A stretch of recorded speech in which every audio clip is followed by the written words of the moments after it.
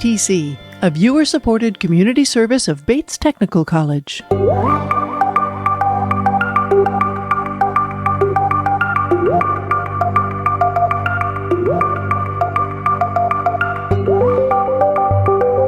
From KBTC Public Television Studios in Tacoma, Washington.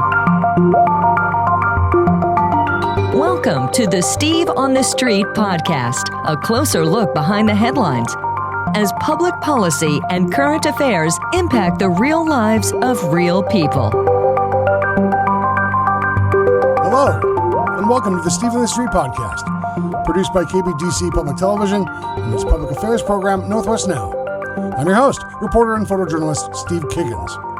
On today's podcast, we're talking about photojournalism, specifically the local award-winning photojournalist John Simpson. Readers can find most of his work published by the Journal of Olympia, Lacey Tumwater. TheJoltNews.com is a nonprofit news organization launched in May 2020.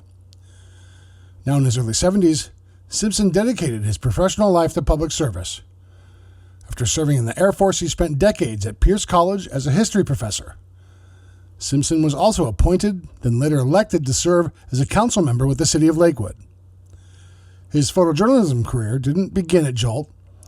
He was also the photo editor at Ranger. During his time there, he embedded with JBLM Stryker Brigades multiple times in both Iraq and Afghanistan as a photojournalist in the 2000s and 2010s. Simpson earned an Emmy nomination for his coverage.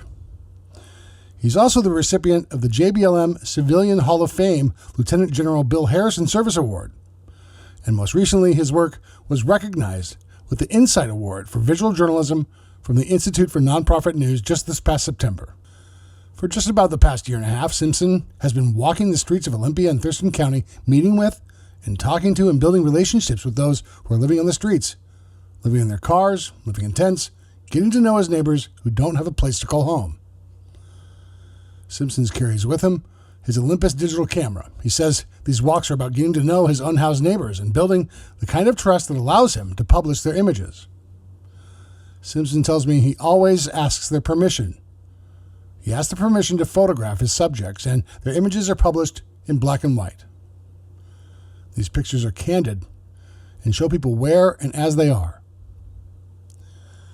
Some of Simpson's images show people bundled up in blankets standing on the sidewalk, or you can see sometimes their clothes or faces are covered in dirt, or they're drenched after spending all day standing out in the rain. Sometimes everything they own is tucked into a backpack.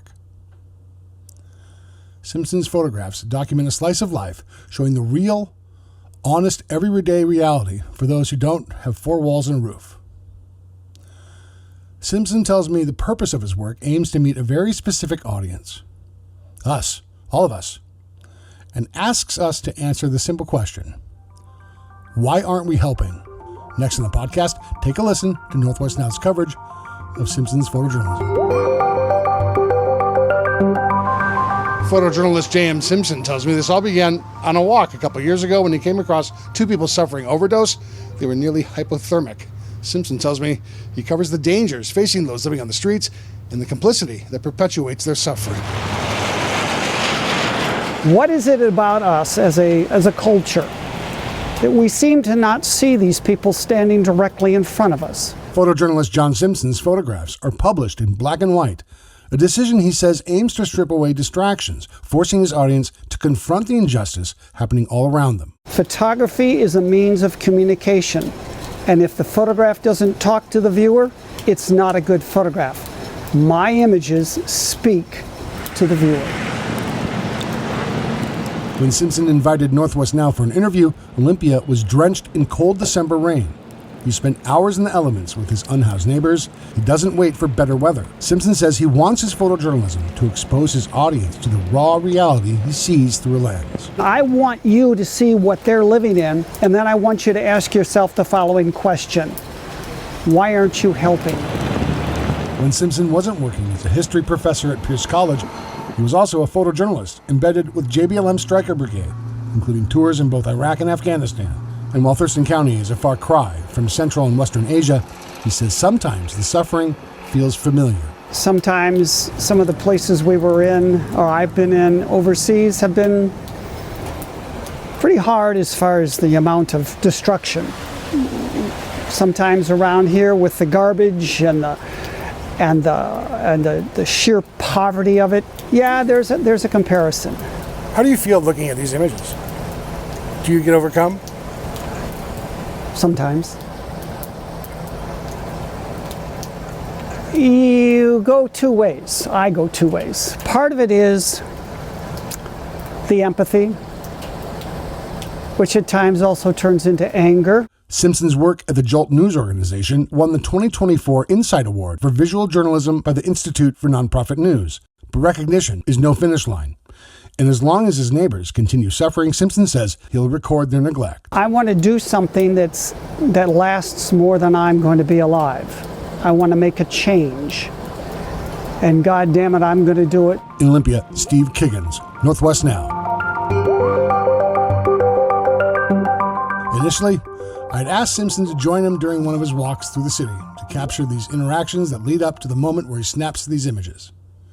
But that approach was abandoned. Simpson told me some of the regulars that he meets with on the street reacted negatively when he mentioned to them the idea of being filmed and aired on TV.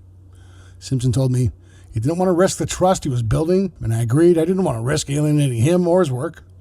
And while being in public doesn't guarantee the right to privacy, I also don't wish to alienate or exploit the dignity of those surviving on the street. So instead, I produce journalism which focuses on the images Simpson publishes.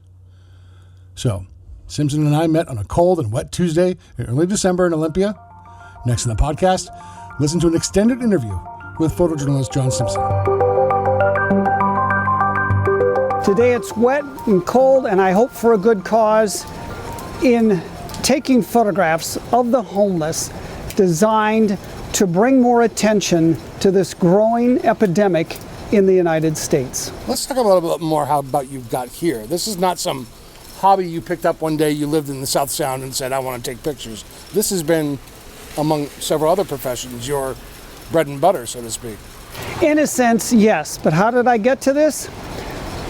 About 22, 23 months ago, I came across two young men in an alley here in Olympia. Both of them had overdosed. One of them was near hypothermic. I called 911. The Olympia Police Department responded. Before they got there, I took one image. That one image I took and sent to a news organization called the JOLT, acronym is Journal of Olympia, Lacey Tumwater, News. The publisher, editor, Danny Stusser, ran that photograph. And then he said, would you like to do more? That's when the idea crossed my mind. Well, I have a camera and I know what I'm doing with it. And here we are today, 22 months later. And I shoot in black and white, and the whole point is this. Photography is a means of communication. And if the photograph doesn't talk to the viewer, it's not a good photograph. My images speak to the viewer.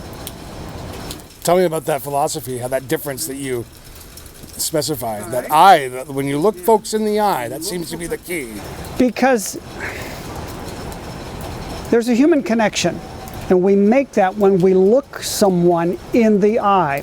And when you look into the eyes of someone who does not have a tenth of what you have, namely a home, food, clothes, they're not living out here on the streets like we are today, you make that connection. I want you to see what they're living in, and then I want you to ask yourself the following question.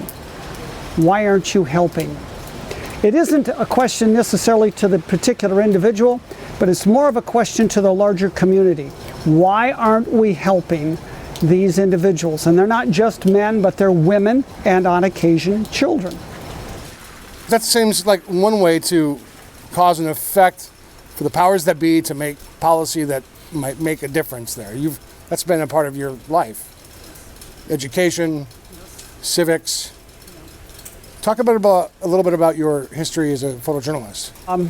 I spent over 30 years with the Ranger newspaper, a newspaper that covers Joint Base Lewis McChord. I have photographed everything from births at Madigan Army Medical Center to combat actions in both Iraq and Afghanistan. It has been quite a journey. a learning journey, I would say, along the way.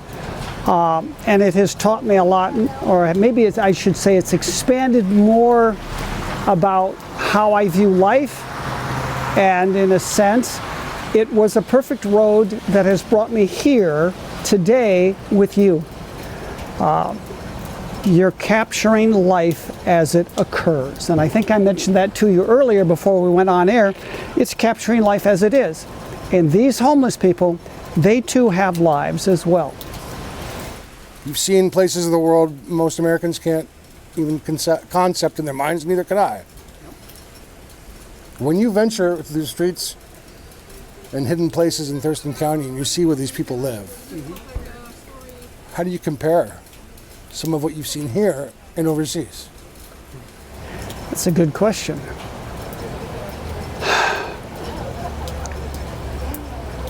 Sometimes it's a very close parallel. Other times, not so much. No one here yet has been shooting at me. On the other hand, I have had some people threaten me.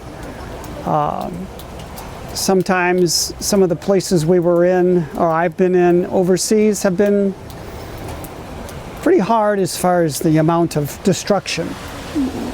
Sometimes around here with the garbage and the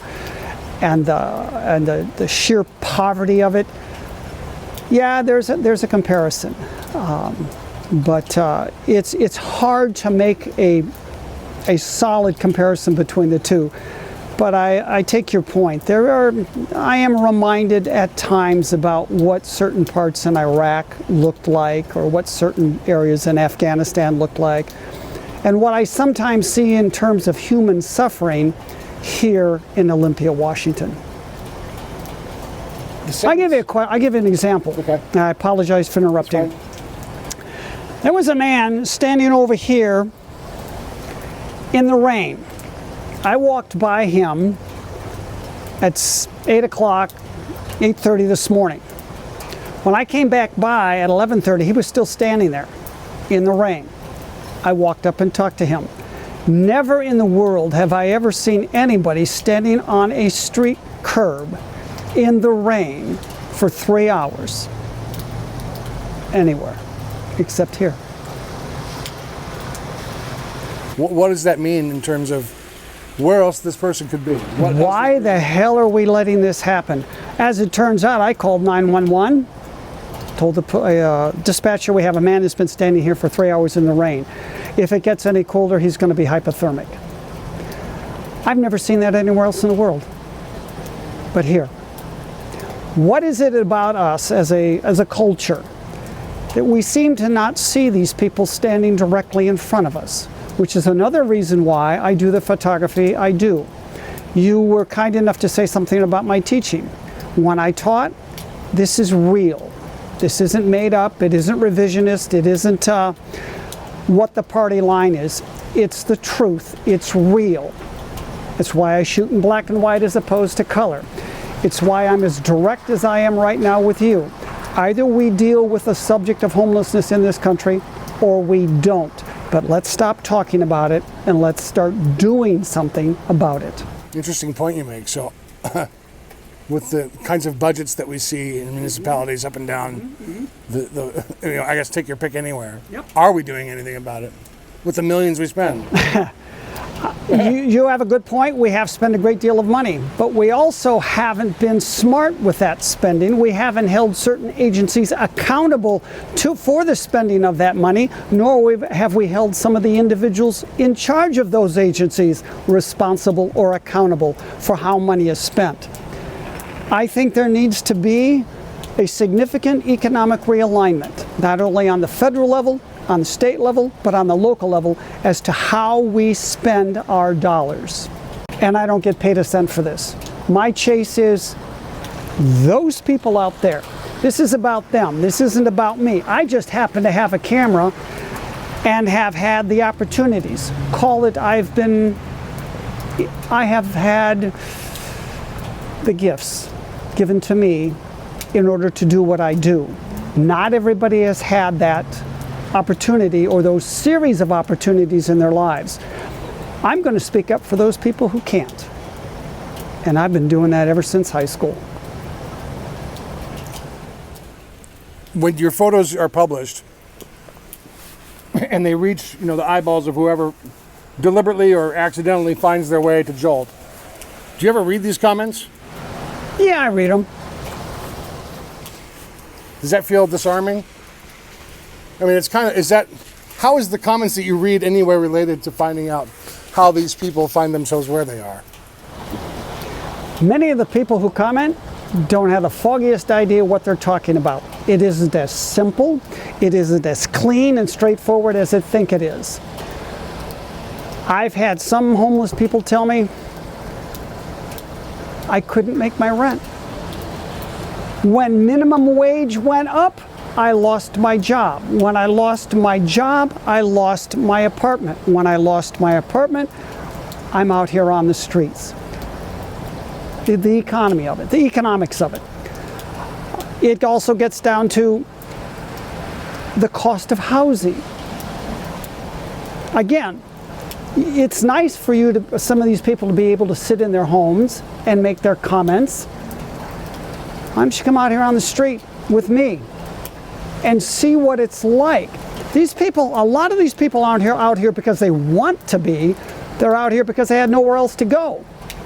And I'm not saying that there aren't some of these people who haven't made their own problems.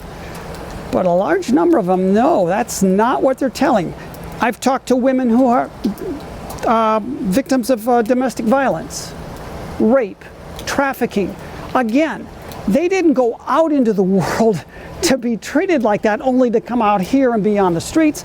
They're out here because somebody else did something to them. Labeling them as ne'er-do-wells or drug addicts or they deserve what they get, like I said, they have no idea what they're talking about. I'll go a step farther if you like. I think some of the folks in the state, and the county, and the city should come out here. They're welcome to come out here and join me. You want to really meet some of the people you purport to help? Take a walk with me some morning like this and talk to, and better yet, listen to what some of these homeless have to say. I can give you one real clear thing right now. There is not a women's shelter in this city that can help the homeless women. Women have different needs than males. You can't find that here.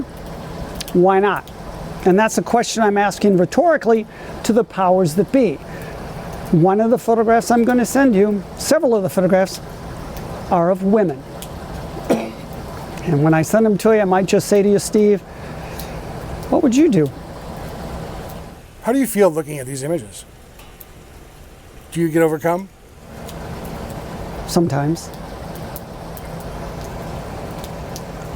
You go two ways. I go two ways. Part of it is the empathy, which at times also turns into anger. That seems to be it, empathy. Yes, the core of this issue. Exactly. And then there is also, if I'm being honest, I'm out here to take an image. I can't let the empathy stop me. So then, it sounds cruel, but there's also a bit of a hard-heartedness to this.